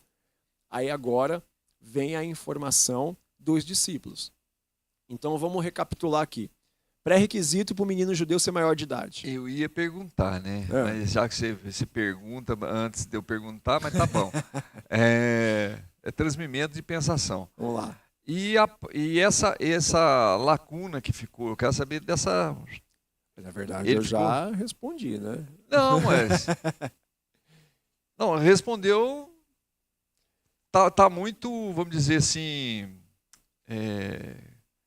técnico demais esse negócio. Eu quero saber o que ele fez, ele ficou estudando, mas não tem relato que ele ficou fazendo. Então, conforme eu já disse, relato não tem. Os relatos que a gente tem são documentos que foram redigidos forçosamente para encaixar ele em outras mitologias. Agora, o que a gente deduz então? Aí tem uma aplicação que é o meu entendimento sobre o silêncio do texto. Jesus ele tinha um propósito de, a partir do momento que ele começasse a ensinar, que ele fosse mestre e tivesse discípulos, ele cumpriria o propósito de Deus durante o período de 3 anos e meio, conforme profetizado. Tá? Porque Sim. Jesus, ele só foi Jesus mesmo que ensinou, que fez milagres, que curou, a partir de quando ele tinha 30 anos. Esse período durou 3 anos e meio, conforme a profecia de Daniel no capítulo 9, que foi o quadro que a gente mostrou agora há pouco. Por que é que não existem registros bíblicos sobre o que Jesus fez na infância? Porque a infância de Jesus foi de uma criança como qualquer outra. Ele não fez nada que se destacou para que isso chamasse a atenção. Então, até que Jesus se apresentasse para ser batizado ali por João Batista, ninguém fazia ideia de que Jesus era alguém excepcional. Tanto que quando Jesus vai começar a ensinar as pessoas e as grandes multidões e multiplicar pão e tudo, vai ter um comentário que já é um link para o próximo assunto. As pessoas vão dizer assim: meu, esse cara começou a aparecer agora do nada, ensinando com tanta sabedoria, até outro dia a gente conhecia ele como filho do carpinteiro José. Então a própria vizinhança se admirou de que esse Jesus teve uma guinada tão grande na sua vida repentinamente, porque ele foi absolutamente normal enquanto viveu com as pessoas. Então, você buscaria fontes de coisas extraordinárias sobre Jesus, você não encontra, porque ele foi uma pessoa normal, não fez nada que chamasse a atenção. E esse era o objetivo de Deus, porque Jesus vai dizer por várias vezes, inclusive quando ele transforma água em vinho, que foi o primeiro grande milagre que ele realiza. Sim. O Evangelho de João vai dizer que Jesus iniciou seus milagres a partir desse. E aí, quando a Maria pergunta: filho, acabou o vinho, o que a gente faz?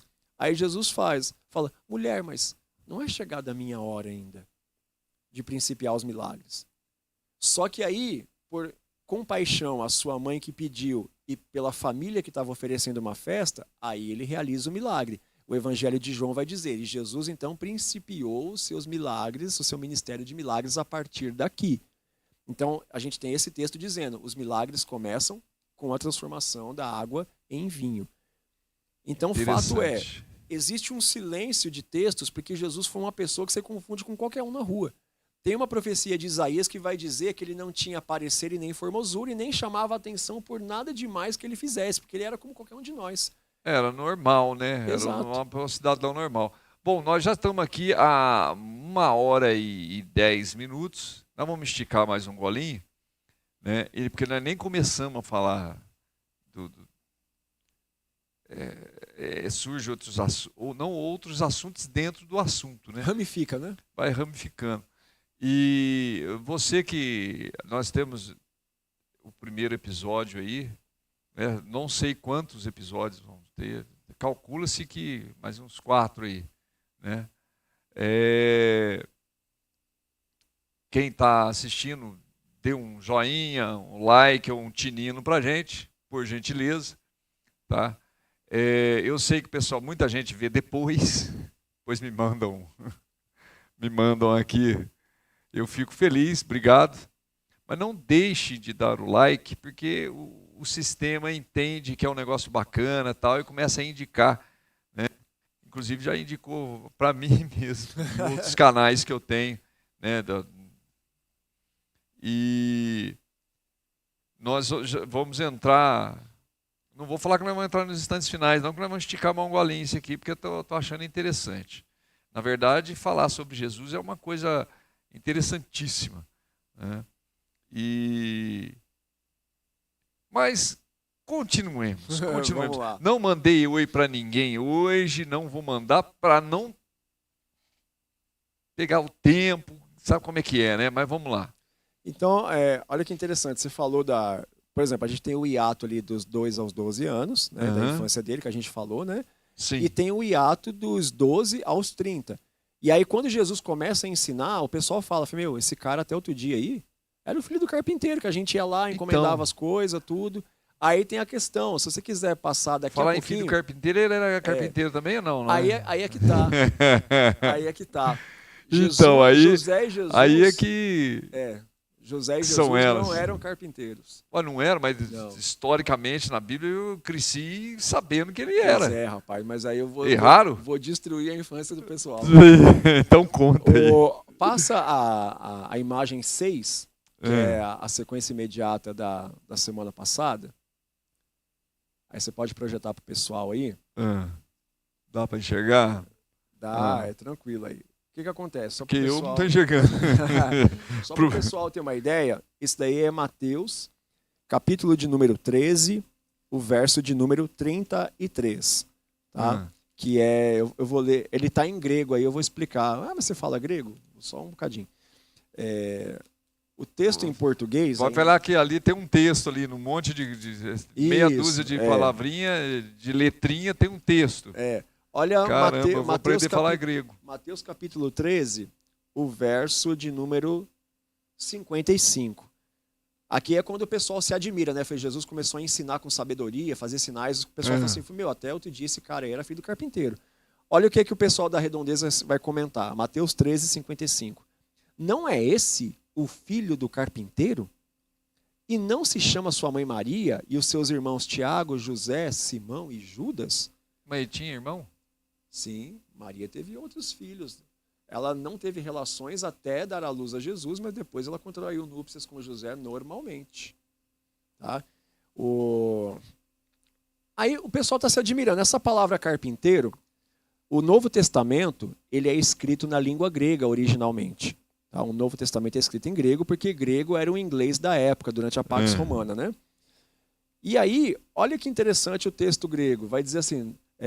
vai estar aí, ot rotos estin rototectonos. Tectonos é carpinteiro. Repeat. Ot rotos estin rototecnos. Esse que está circulado de vermelho é a palavra tectonos. Agora, você pega ela no inglês, porque a Bíblia foi escrita o Antigo Testamento em hebraico, e aí você tem o... Tectonos.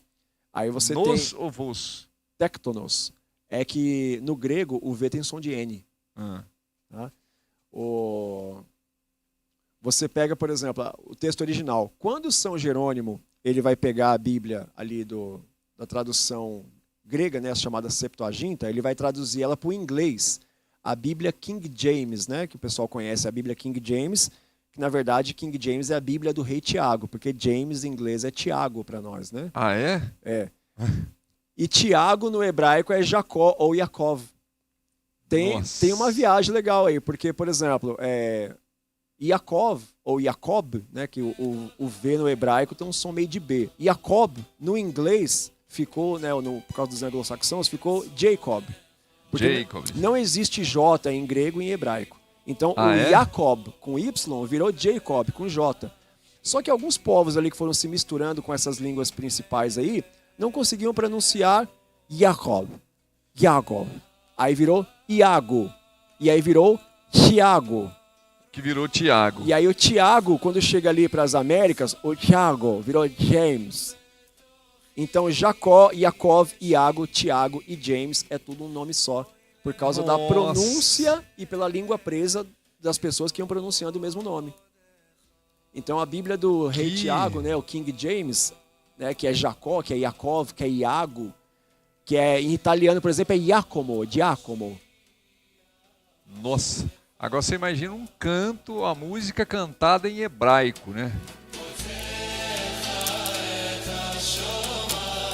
É bonito tudo, né? Tá tudo aí, bonito, mas... E é muito legal o R deles e o L. Por exemplo, Miguel, que é Micael, pra gente que é Michael, é Michael. O CH tem som de R e o L você puxa e não termina. Michael, Mashiach. Ó, por exemplo, Rapaz do céu. É Yeshua, que é Jesus. Yeshua. Então, por que virou Jesus? Aí porque da linguagem, né? É porque eu pergunto e respondo. O Yeshua, ele em grego virou Yesu, que para nós virou Jesus em português. Yesu. Por exemplo, Yesu Christos, Jesus Cristo em grego para português. Só que no hebraico não tem vogal, é só consoante. Então, Yeshua é Y-E-S-H-U-A. Em hebraico é só Y-S-H. Tanto que Yeshua e Yoshua, que é Josué, por exemplo, ou Joshua em inglês, é a mesma coisa. Jesus, Joshua, Josué é um nome só. Então, se falar que o nome de Jesus é Josué também, então tá valendo. Não está errado. Joshua em inglês, por exemplo, Josué em inglês é Joshua. Rapaz do céu. Nós vamos fazer uns 15 episódios aqui nesse negócio, assim, que vai ser muito interessante. Agora, o mais interessante é o tectonos aqui. Porque o tectonos, quando o São Jerônimo ele vai traduzir a Septuaginta para o inglês, a profissão de Jesus aqui, o tectonos, ele construía edificações de madeira e pedra. E aí, no contexto europeu, que São Jerônimo e o rei Tiago eles estavam ali, né, dos países anglo-saxões ali, como é que era o nome da profissão de quem construía edificações com pedra e madeira? É pedreiro. Carpenter. Carpinteiro. Carpenter. Se você colocar no Google Carpenter e você pôr para traduzir, ele vai ter lá... Carpenters tem uma banda também. É The Carpenters, né? É por causa disso. É os construtores. Os construtores. Carpenter é quem trabalha com edificação. Você vai ter um sinônimo em inglês que é craftwood, que é aquele que corta e trabalha madeira. Só que ele trabalhava também com pedra. E aí, olha, da onde que vem a palavra tectonos? Você conhece alguma palavra parecida? Tecnos. Arquitectonos. Arquitectonos é arquiteto. O que é arquiteto? Rapaz, a aula de história, eu vou falar uma coisa pra vocês, viu? Essa eu perdi, ainda bem que eu tô tendo aqui de novo. Legal, que bacana. Por exemplo, se você fala chefe de construção ou principal construtor, como que se diz isso em grego? Arquitectonos. Arquiteto. Por isso tem a profissão arquiteto. Então ele era arquiteto, não era... Não, porque ele não era o principal, o arquiteto era o pai dele. Entendi. Ele era só o tectonos, ele não era o chefe da obra. Entendi. Então ele era construtor de edificações de madeira e pedra. E aí no próximo episódio dos ensinamentos dele, a gente vai ver que ele entendia de pedra e madeira, por causa da parábola da casa construída sobre a rocha. Pessoal, então vocês não percam o próximo episódio, porque agora sim nós vamos entrar nos nossos instantes, né? Porque senão nós vamos ficar aqui até amanhã, né? Amanhã é esse aqui falando aqui, né? E o pessoal falou, ó, é o seguinte, mostra mais, um amigo falou assim, você tem que mostrar mais os slides e tal, mas é de acordo com o que nós vamos conversando, porque o negócio aqui é ao vivo, viu, gente? Não é gravado, então não tem assim edição, tem os cortes que eu faço aqui, ó, tá? Mas não é gravado, é na raça, entendeu? Eu e a minha equipe. Então,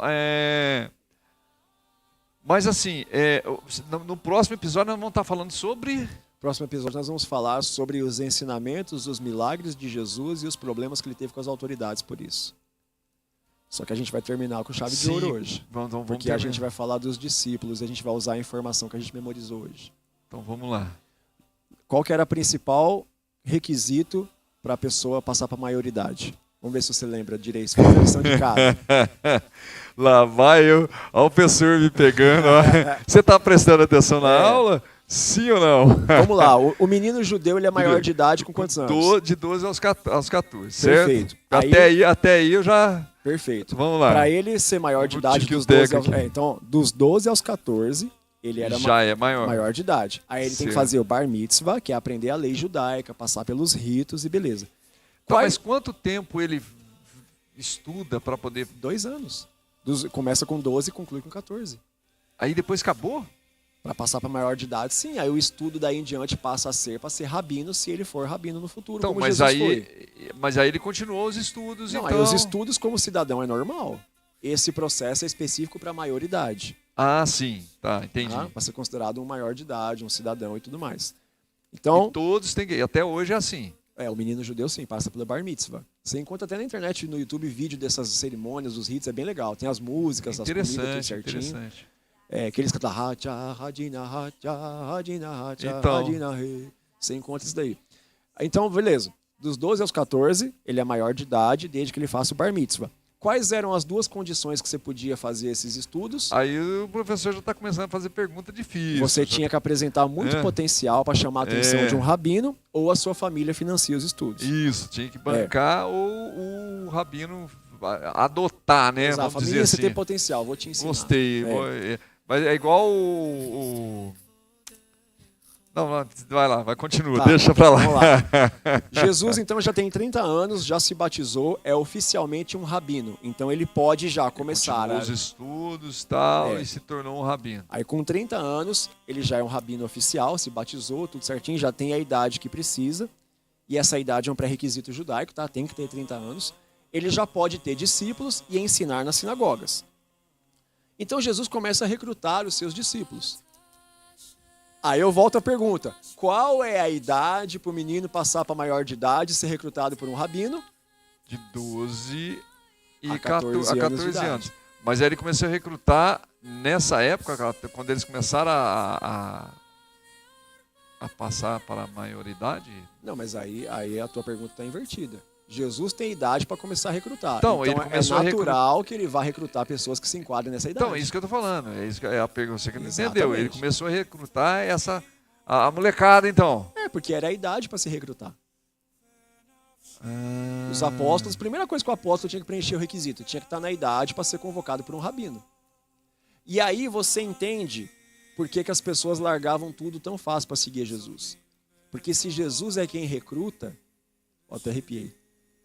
Não é porque ninguém ofereceu nada para ele, é porque ele viu o potencial na pessoa antes dela mesmo ter visto. Ele vira e fala, eu sou rabino, eu quero te instruir, segue-me. Por isso que os caras largavam tudo e seguiam ele.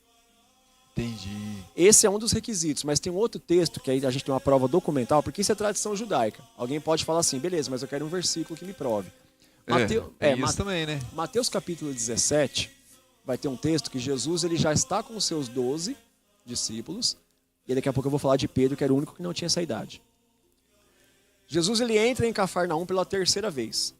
E aí quando Jesus está entrando com os seus 12 discípulos, o alfandegário chega para Pedro, que é o mais velho, e fala, aqui, você e o seu mestre não pagam o imposto que Moisés instituiu? Que chamava shekel, que shekel é o nome da moeda judaica até hoje. Aí virou o cheque. Pode ver, cadê o cheque? É, quem inventou o cheque foram os templários, isso é outro dia. Outra turma. É outro dia.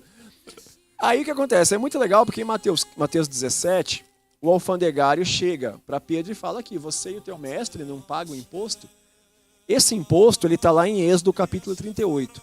Moisés, quando constrói o tabernáculo, a mando de Deus, Moisés ele institui um tributo específico para que mantenha o tabernáculo funcionando, a manutenção ali, né? Você comprar o que precisasse, dar uma manutenção no tabernáculo. O pessoal come, né? Tem que comer, tem que... E aí o que Moisés vai instituir? Quem quiser depois olhar em casa, Êxodo capítulo 38, verso 25 e 26, ou Números capítulo 1, verso 2 e 3, vai trazer essas informações. Esse imposto chamado shekel, em Jerusalém, no período de Jesus, os gregos mudaram o nome, deram o nome de didracma. Dracma é a moeda grega. Didracma quer dizer o dobro. Então ela é uma dracma dobrada, que é o imposto chamado shekel por Moisés, que era 20 geras. Agora faz sentido. Vem o Drex, hein? Aí o que acontece? Tô começando a entender o negócio. O que acontece? Por que era 20 geras? Por que ela chamava 20 geras, que é shekel em hebraico? Porque Moisés ele institui esse tributo para ser pago por homens com 20 anos de idade para cima. E aí lá no período de Jesus, o alfandegário chega para Pedro e fala, Pedro, você e o seu mestre não pagam o imposto que Moisés deixou? Aí a pergunta é, se Jesus estava com os 12 discípulos, eram 13 pessoas. Por que o alfandegário cobra só de Pedro e Jesus? Porque só os dois são maiores. Só os dois tinham mais de 20 anos. Aí Jesus vira para Pedro e fala, Pedro, para a gente não escandalizar esse povo aí, vai na beira do lago ali, pesca um peixe, tira 2 moedas de dentro da boca dele, Ô louco, meu. paga o meu e paga o seu. E Pedro assim faz. Se Jesus mandou pagar o dele e o de Pedro, Jesus sonegou os outros 11? Não, eles eram menores, não Eles pagavam. não tinham a idade. E aí você entende quando Jesus recruta. Aí um tem 15, outro tem 16, Exatamente. 17, 18, 19, não paga. Perfeitamente, Cara, perfeitamente.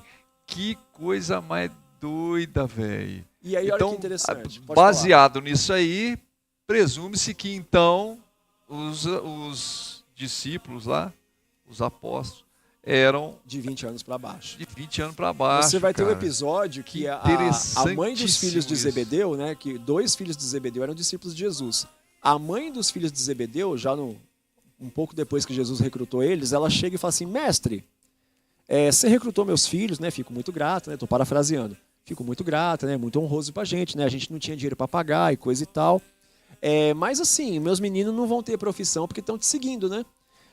Quando o Senhor vier na sua glória, será que você não pode separar um trono para eles, um à sua direita e um à sua esquerda? Esse é um indício também, porque se a mãe está preocupada com os meninos que ainda são novos e não vão ter profissão porque estão seguindo Jesus, é mais um indicativo da baixa idade deles. É muito interessante isso, porque o bom de estudar, viu, gente? O bom de estudar e ter pessoas sábias, como o nosso querido aqui, que a gente acaba aprendendo. Por isso que eu falo que aqui na Alternativa você tem sempre um assunto interessante e inteligente para você e para a sua família. Né? Nós estamos entrando já nos nossos instantes, né, que é 1h30, 1h35 mais ou menos, estamos entrando aí nos nossos instantes para a gente se deixar, esse menino fala demais, e eu acompanho, então nós vamos, bom, café tem, né? Então, opa! Café é não, mas menos. a gente finaliza, porque aí essa mesma linha de raciocínio... Só para eu terminar de concluir, esses ensinamentos que eu estou tendo aqui agora, eles são colocados nas igrejas e... Você vai ter isso mais no curso de teologia, principalmente do médio para frente. Porque ele vai envolver arqueologia, literatura clássica. Bacana. Futuramente, quem sabe, né? Um aluno aqui porque é muito interessante, Mas isso não seria interessante também e colocar nas igrejas para o pessoal saber um pouco mais sobre... Porque eu vejo gente falando tantas asneiras. Eu mesmo já falei tanta asneira, velho. Porque hoje em dia a informação está aqui, né? Sim. E a desinformação também. Então, é muito rápido, muito... Né? Seria interessante, tá aí, fica aí a dica aí para, de repente, estar colocando. Não sei nem se pode. Deve poder, porque está colocando aqui. Não, poder, né? Pode. É que assim, o culto propriamente dito, né, de terça, de quinta, de domingo, ele tem alguns objetivos muito bem estabelecidos dentro do horário ali de 1h30 ali, né? Primeiro é você cultuar a Deus, né, entregar ali o seu louvor, a sua adoração, o seu respeito. E o segundo momento ali é você trazer ensinos que vão tratar a pessoa no âmbito espiritual, encorajamento, uma palavra de motivação, uma doutrina bíblica para a pessoa encarar os problemas do dia a dia. Então acaba que a pessoa que vai na igreja já buscando esse alento, esse conforto, esse vigor espiritual para encarar as dificuldades do dia, esse tipo de ensinamento ele mais afasta as pessoas do que aproxima. Sim. Não, no caso teria que ser algo específico. Aí por isso que tem os cursos de teologia, tem a escola bíblica dominical domingo de manhã, tem os horários e os dias destinados para assuntos mais complementares. Sim, mas aí dentro desses horários, esses dias, tem essa... Sim, aí tem os estudos direcionados, com certeza. Interessantíssimo. Muito bacana, muito legal. Mas para a gente entrar já na conclusão e o nosso tempo já está se esvairando. Vamos lá. Então, aí a gente entende os pressupostos para a idade dos apóstolos, né? E por que Pedro é a exceção? Lembrando que o pré-requisito o menino tem que ter de 12 a 14, então Pedro já não preenchia esse requisito. A família tem que financiar os estudos, não foi o caso de Pedro. E o menino tem que ter demonstrado potencial, o menino. Os meninos, né, no caso. Não, que eu estou falando especificamente de Pedro, porque Pedro era mais velho. Sim. Então o que acontece? O episódio que Jesus chama Pedro, ele é muito bonito, porque Pedro vivia da pesca. O texto vai dizer que Pedro pescou a noite inteira e não conseguiu pegar nada. E esse Jesus que estava começando o ministério, nem tinha fama direito ainda de pregador e operador de milagres e tal, ele chega de manhã na praia, Pedro já está enrolando a rede e limpando ela para guardar, porque deu tudo errado. Aí, Jesus olha para Pedro e fala, rapaz, eu preciso desse barco aí, porque o pessoal está querendo ouvir meus ensinamentos e a multidão está me apertando contra a praia aqui. Aí Pedro fala, beleza, usa aí. Aí Jesus sobe no barco e vai recuando, e vai afastando. E aí Jesus ensina aquela multidão. Quando a multidão se retira, lembrando que Pedro já pescou a noite inteira e não pegou nada. Jesus vira para Pedro e fala assim, rapaz, você guardou a rede aí e tal, né? Você que está na hora de ir embora, não é a hora certa de pescar, estou parafraseando, né? Uhum. Pega a rede, joga do lado contrário que você testou a noite toda. Aí Pedro é irônico. Pedro vai dizer assim, rapaz, eu pesquei a noite inteira. A noite inteira, aí eu vou jogar, fiquei aqui. Não, mas é para você jogar do lado de cá, joga aqui. Pedro está querendo dizer assim, aqui o pescador sou eu vim no horário certo, fiz tudo que precisa, pesquei a noite inteira. Aí é onde vem a ironia. Mas segundo a tua palavra, eu vou lançar a rede. É tipo assim, você chega para mim e fala, Júnior, você vai melhorar o som do teu microfone fazendo isso. eu viro pra você e falo assim, rapaz, eu já tentei de tudo. Mas já que você tá falando, tipo É. assim, se der errado, a culpa é tua. Se der errado, azar é seu. Então o pessoal fala aqui que Pedro teve uma demonstração de fé. Pedro foi sarcástico. Ele fala, rapaz, eu penso, porque se ele tivesse crido, qual a necessidade de enfatizar pra Jesus que já tinha tentado de tudo? Nada, ele não estava acreditando. Aí ele vai lá, lança a rede, do jeito que Jesus mandou, e ele pega muitos peixes e vai dizer que a rede estava começando a estourar. Agora, o mais interessante é o que acontece agora. O texto vai dizer que Pedro fica tão impactado que ele largou os peixes tudo para lá e seguiu Jesus. Porque Jesus falou para ele, cara, me segue que você vai ser pescador de homens. Você vai ser uma pessoa que você vai falar da minha mensagem, você vai arrebatar as multidões. E, cara, Pedro pescou a noite inteira para tentar pegar o peixe, para levar para casa, para ter comida em casa, para ter a sua renda, para vender no vilarejo ali. Por que ele desprezou o que ele procurou a noite inteira e foi atrás de Jesus? Aí, baseado no que a gente tem nos evangelhos do temperamento de Pedro, a necessidade financeira dele e o histórico dele com Jesus, a gente pressupõe que, primeira coisa, ele já não tinha mais idade para ser recrutado, ele tinha mais de 20 anos. O recrutamento é de 12 a 14 anos de idade. Ele já era velho. Você tinha que ser considerado um adulto. Ele já era velho para aquilo, né? Se ele não foi recrutado dos 12 aos 14, primeira coisa, ele não era visto como um cidadão dentro dos padrões pela sociedade. É como se ele fosse um cara que viveu a vida inteira, mas nunca emitiu um CPF. Primeira coisa, marginalizado pela sociedade, porque ele não passou pela maioridade. E aí, por que ele não passou pela maioridade? Duas coisas. Ou ninguém viu o potencial nele, por isso que não convocou ele na idade certa. E segundo e mais grave, a família nunca teve condições de pagar. E aí chega Jesus. E assim como ele, tem muitos, né? Agora olha que interessante. Chega um Jesus para você, fora da sua idade, de ser convocado por alguém. Já passei bem mesmo. Você nunca teve condições de pagar pelo seu estudo. Você nunca chamou a atenção de ninguém pela sua capacidade. Aí quando você está numa idade que você não é um cidadão porque você não tem maioridade confirmada, você já perdeu a esperança de ser considerado um igual dentro da sociedade. Jesus chega e fala, rapaz, eu vejo potencial em você mesmo com a sua idade. Aí Pedro fala, eu achei que eu nunca ia ser considerado um adulto de verdade. Aí eu achei que nunca ia ter chance. Jesus deu a maioridade para ele. Falou, não, e aí ele falou, eu estava até perdendo a esperança de ser considerado um cidadão de verdade. Cara. E aí Jesus falou para Pedro, qual que é a lição aqui? Cara, não é a sua idade, não é o que as pessoas pensam de você, não é o que você pode pagar, é o que eu vi dentro de você, independente da idade. E aí Pedro larga tudo e segue Jesus. E aí a gente fecha aqui com uma segunda pessoa tão importante quanto. Todo mundo conhece a história de Lázaro, né? Que Jesus ressuscita ele. Exato. Pergunta que eu faço para a audiência, e aí eu vou falar de Lázaro, a gente encerra. Jesus, sabendo que tinha poder para ressuscitar Lázaro, como de fato fez, por que é que Jesus chorou quando soube que ele estava morto? Eram amigos, né? Tinha uma certa afinidade ali, então, ou não? Aí a pergunta interessante é essa. Jesus sabia que podia ressuscitar ele e de fato ressuscitou, depois de 4 dias da morte dele. É mesmo, né? Por que mesmo assim ele chorou quando soube que Lázaro estava morto? Porque uma coisa, eu chego pra você e falo, Jaime, eu tô desesperado, cara, eu preciso, tem 500 mil de dívida. Você fala, cara, fica tranquilo, eu tenho esse dinheiro aí. Te arruma, tranquilo. Que isso. Você sabe que tem. Agora, você sabendo que tem, você vai ficar triste por mim, sendo que você sabe que pode me ajudar? Então, né? Aí tem a questão. A Bíblia vai falar que em Betânia morava uma família que Jesus tinha muita amizade com eles. Marta, Maria e Lázaro. O costume judaico é, o homem da casa é quem toma a frente para receber visita, para ser aquele da hospitalidade, recebe eles em casa. Você vai ver isso com Abraão, com Isaac, com Jacó, desde tempos do princípio de Israel.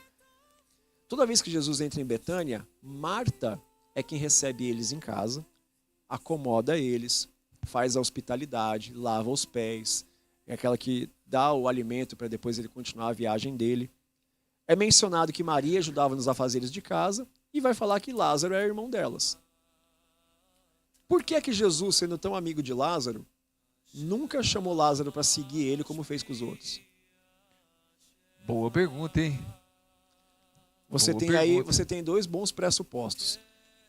Quando uma Por criança, que será? quando uma criança já está sendo tutorada por um rabino, outro rabino não pode convocar ela, ela já está debaixo da tutela de alguém.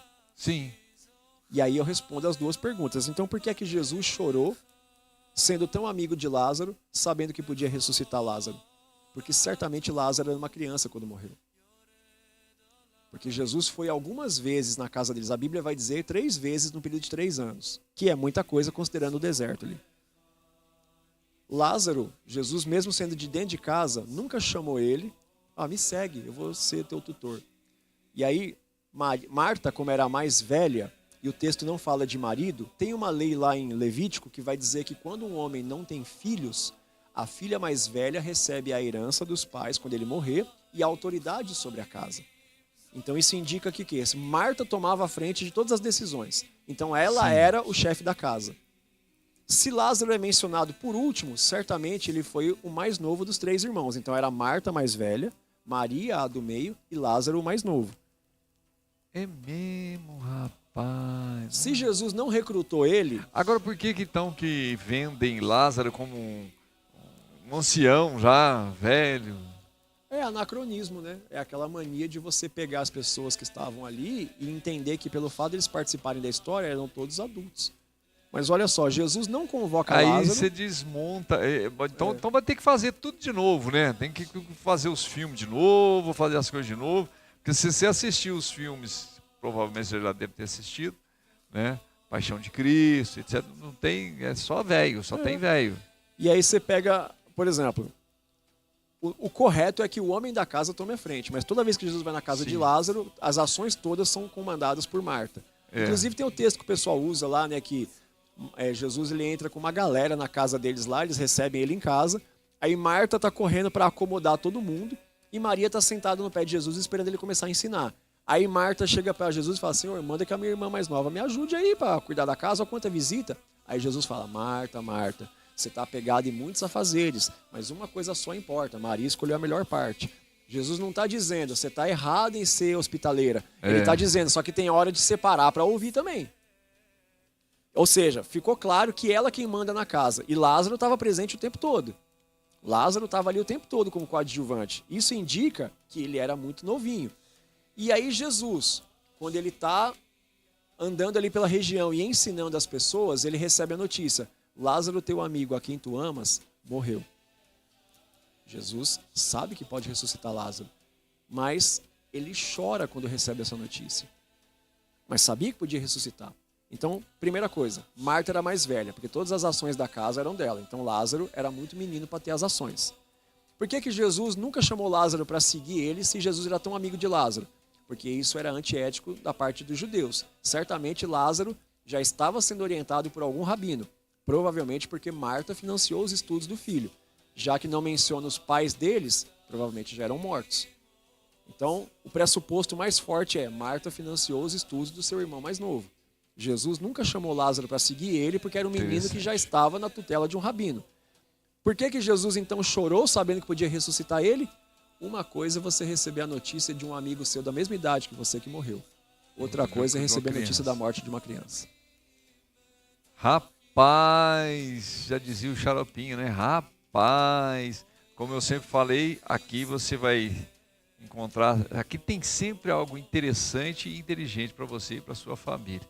Cara, eu acho que esse episódio continua, porque é muito interessante isso. É um negócio muito... E assim a gente vai falando tchau para todo mundo. Vai encerrando essa parte aqui. Semana que vem, né, tem mais. Semana que vem a gente volta. Júnior, eu quero assim agradecer assim, de coração mesmo de você estar aqui mais uma vez e encarar essa empreitada, né? Que é uma empreitada, gente. Parece que não, né? Ele sai do serviço, se prepara a semana toda com essas informações todas para a gente. Né? Assim como eu também saio do meu serviço, venho para cá e preparo o estúdio. Né? Ele também tem o estúdio na casa dele lá e sabe que tem que ter toda uma preparação mesmo. Né? E mesmo assim, de vez em quando, dá uns...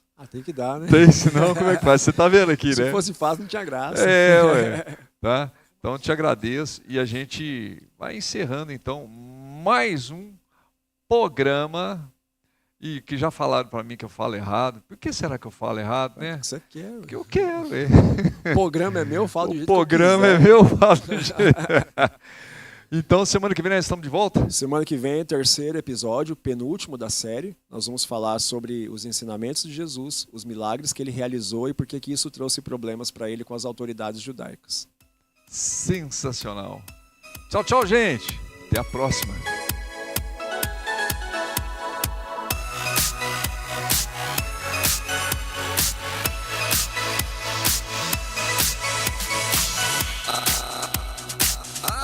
Alternativa 2.